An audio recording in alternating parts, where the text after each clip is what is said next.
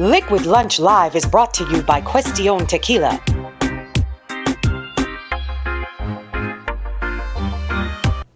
Hey, welcome back. It's Thirsty Thursday edition of Liquid Lunch, and I'm still thirsty. The show's been so excited. I haven't even had a chance to have a drink yet, and I got to stay stone cold sober for this next guest, because when you're wrapping up your first hour, you're talking about all the things going on in the world. You bring in the closer, and joining us once again on Liquid Lunch is Thomas Kehoe. He's the CEO of Kingsbridge Strategies. He's also a trade advisor, not just to the USDA, but also to the USTO. Tom, thanks for joining us today. Really appreciate having you back. Thanks for having me on, Phil. Appreciate it. You know, we always try to bring the best guests on Liquid Lunch. I had to have my wits about me today because I heard you were coming in, and I want to be on top of my game. You know, they say flattery will get you everywhere. Yeah, exactly. I love that tie. Unlike Richard Roth. So you are in high demand. I appreciate you taking a few minutes, but this China stuff seems to have taken a swing for the better today, with China kind of saying, "Hey, we want to approach this calmly." What's really happening? What does our audience need to know? Well, look, the takeaway from this past weekend at the G7 was it was the Trump show. You know, the president dominated the media cycle, as he knows how to do, in a good way. I'm not being critical. I think he's a master at staying ahead of whatever the cycle is. And years ago, there was a sociologist or a philosopher taught at the University of Toronto, and he put out a lot of Marshall McLuhan, and he said, this is in the 60s and 70s, he said, the medium is the message.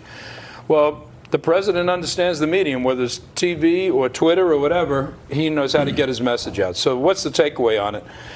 It seems that while he was in Biarritz in France with Macron and the rest of the leaders, that someone from high up in President Xi's hierarchy, I guess the vice premier, had called in, I guess, to the State Department and spoke to, Secretary Pompeo, and they want to start to talk again. So I think that's a wonderful, wonderful development for us in America and for the ag people that I represent, as in D.C. Just a mere mention of this good news has the markets as the markets are up. Absolutely, the markets are up. They were up yesterday. And obviously, we're encouraging conversations between any potential trading partners.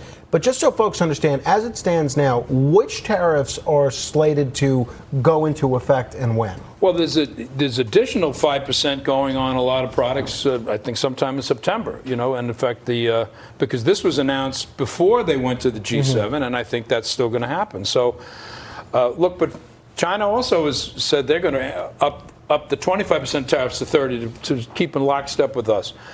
Look, we both can't keep ratcheting it up and ratcheting it up. We'll go nowhere. So it's like two neighbors in a fight. And, so I think the fact that the vice premier of China said we'd like to have some calm. I think Washington now is going to start to get their ducks in line, and I think there's going to be dialogue. And I guess the million-dollar question is, how does America trust China to adhere to any deal that they make with us, whether it's about intellectual theft, whether it's about cybersecurity, whether it's about currency manipulation?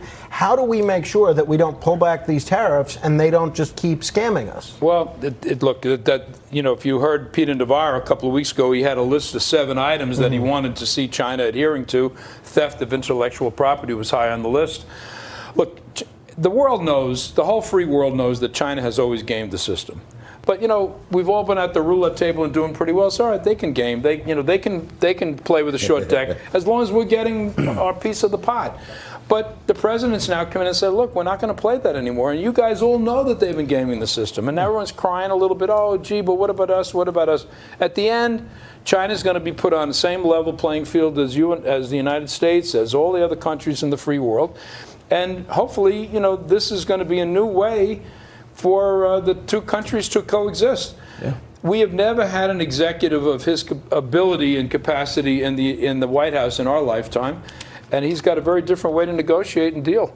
Absolutely. And if you want to know what's really happening, rewind and listen to it again, because this is one of the foremost experts in the world on what's happening in this potential ceasing of the trade war. And when Tom Kehoe says the slice of the pie is getting smaller, Trump's the guy who comes to the table and says, I want to eat. And that slice is just too small for me. Absolutely. And We've been getting our slice diminished for way too many years, and thank God Trump's out there bringing them to the table. You stay right there. We're going to come back right after this with Kate Herman, and she's going to show us some fake tweets.